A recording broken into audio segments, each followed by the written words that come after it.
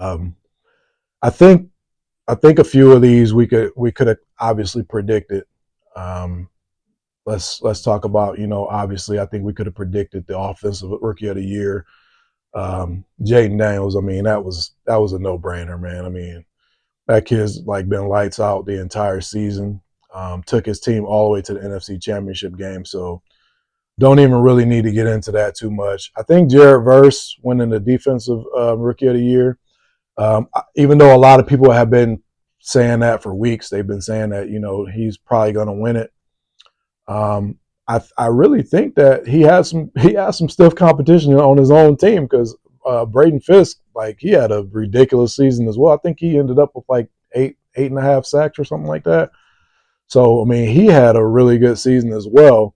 I just think that when they took the overall body of work and kind of the impact, I think it went beyond just the sacks, because if it didn't, obviously Brayton Fisk would have won. But I just think overall impact. I thought that everybody thought that Jared Verse had a more impactful season, and I don't have a disagreement with there at all. Um, Coach of the year, Kevin O'Connell. Let me tell y'all why I'm a little upset, man. So again, I think I mentioned last week, I'm not like a huge gambler or anything like that, but back in, I think, week two or week three, um, I did place a bet, and it was for the regular season awards, and I picked Josh Allen to win MVP, which, check. We'll get into that in a second. I picked Jaden Daniels to win Offensive Rookie of the Year. Check. I picked Kevin O'Connell to win Coach of the Year. Check. And then I forget the last one. Oh, I picked Aiden Hutchinson uh, to win Defensive Player of the Year. So I'm not a huge gambler, man. So like, once Aiden Hutchinson went down, and I think he had like 7.5 sacks already. So when he went down, and so I was kind of like, wondering if they would still honor the bet, because again, I don't know what I'm doing in the betting world. I can tell you right now, it's not my thing.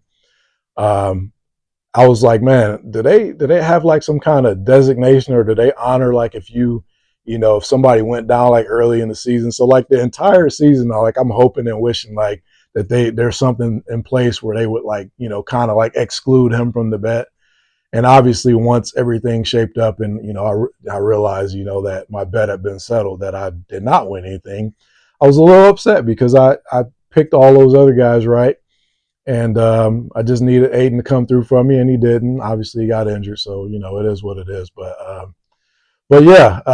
Anyways, that's my little soapbox for the day, as far as NFL awards go. But let's get to Josh Allen.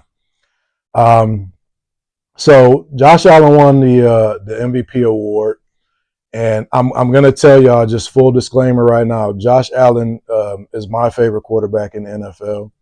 I just really like everything he embodies, man. I just think he's super super talented, and he plays the game a little rough, but because that's kind of how my mindset is, man. I'm just like, I'm knocking people over. I'm doing what I got to do, whatever the case may be. But he is my favorite quarterback, man. And so I was excited to see him win the MVP, but I'm going to keep it 100 with y'all, man. Josh Allen did not deserve this award, man. Um, I get it. I've heard a lot of people's takes.